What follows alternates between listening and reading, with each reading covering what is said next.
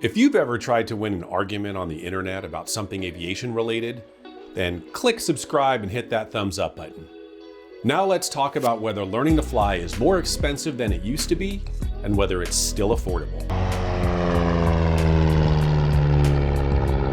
I'll start with what is required to become a pilot and what does it really take. I want to do barrel rolls and loop-the-loops, all that kind of stuff. We don't do that kind of flying here. It's dangerous and irresponsible. Yeah, too many lawsuits. I'm just going to read this right off the FAA's website. The regulations require a minimum of 40 hours flight time. In the US, the average number of hours for persons without a hearing impairment completing the private pilot certificate requirements is approximately 75 hours. I started my journey towards becoming a pilot in 1986 while in college. I'm going to compare the costs back then to today. Before I start doing nerd math on the aviation expenditures, let's baseline some general economic context and compare prices of common, everyday items starting with a gallon of milk, which is part of the Consumer Price Index basket of goods the Bureau of Labor Standards uses to compute inflation. Keep in mind that from 1986 to August of 2024, the average annual inflation rate was 2.8%. And there are online calculators that let you plug in any 2 years and a price to do a forward or backward calculation. I'll link to one below in the description. In 1986, a gallon of milk cost $2.22. Adjusting that to 2024 for inflation, a gallon of milk should cost $6.37. Yet, in actuality, that gallon can be bought for $3.98. I'll bet those cows feel like cheap hookers at Fleet Week. A gallon of gas for a car cost 86 cents in 1986. Inflation adjusted to 2024, that's $2.47. But as of August of this year, the national average is $3.41 per gallon. It's a good thing we live in a free market society where the basic principles of supply and demand is in good order. Or is it? What if I told you that the high cost of gas is a consequence of a crime and is costing you thousands of dollars a year?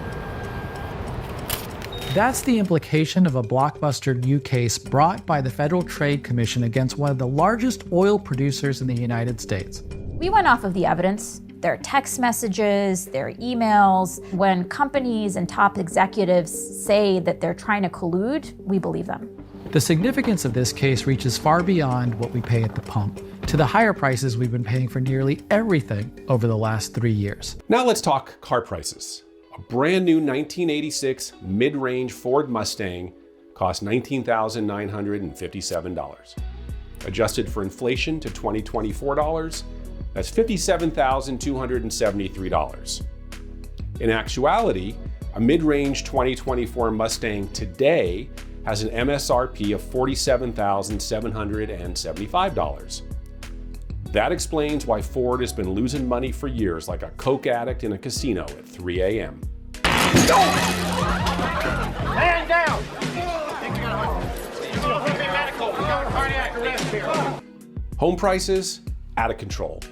In 1986, the median home price was $92,000. Adjusted for inflation in 2024, the median home price should be $264,000, yet it's actually $427,000.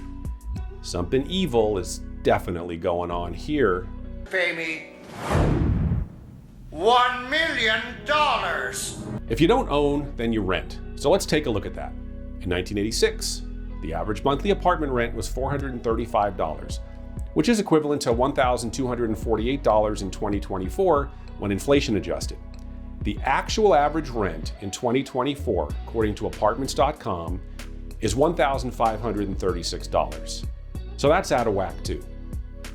Enough of the general economic climate stuff. Let's get to the airplanes.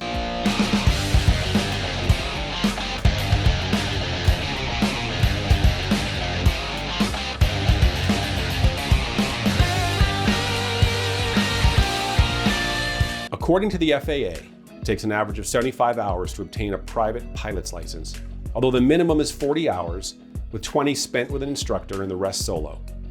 It appears very few people can do that, which is reflected across countless flight school websites where they give estimates of cost to become a private pilot.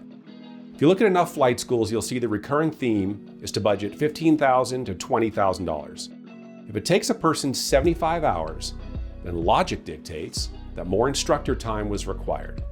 Everyone's situation is different, so let's use the assumption that 55 hours of instruction is needed and the other 20 hours will be solo.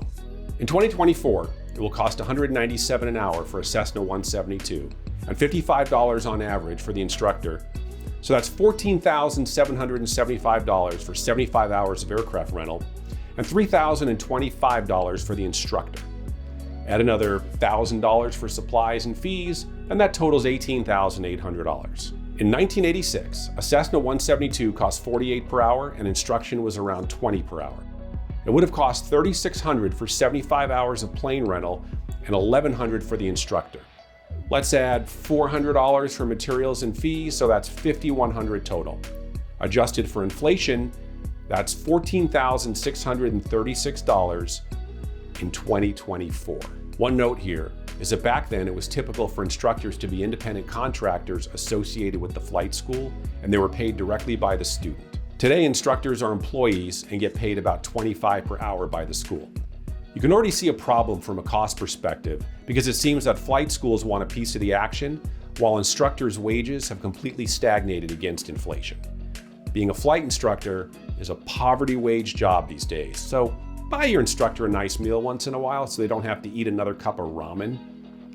2 more data points. Avgas in 1986 cost 93 cents per gallon, which is $2.67 inflation adjusted to 2024. Yet, the actual national average price today is $6.28 per gallon. Yep, those darn greedy oil companies are at it again, and they know that pilots will fly and pay for gas no matter what.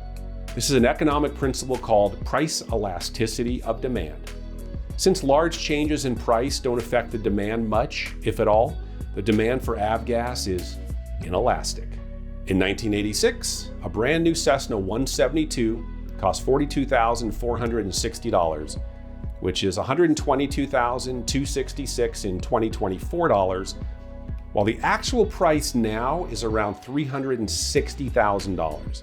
If you want a nice used 40-year-old Cessna 172, that'll run you in the neighborhood of $116,000 these days. By now, the cost model should be clear, so let's tie this to income and how learning to fly reaches into your wallet.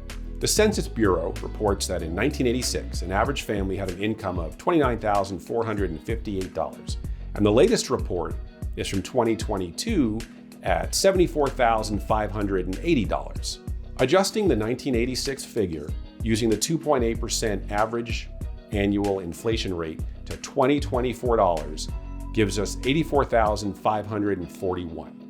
Using the 2022 actual figure and adjusting for inflation to 2024 dollars, we get a derived salary of $80,157. You can already see that wages are not keeping up with inflation. If you're still watching and tolerated all this nerd math, then here's the big takeaway. In 1986, getting a private pilot's license would consume 17.3% of your annual salary, and in 2024, using a derived salary of $80,157, it's 23.5% of annual salary.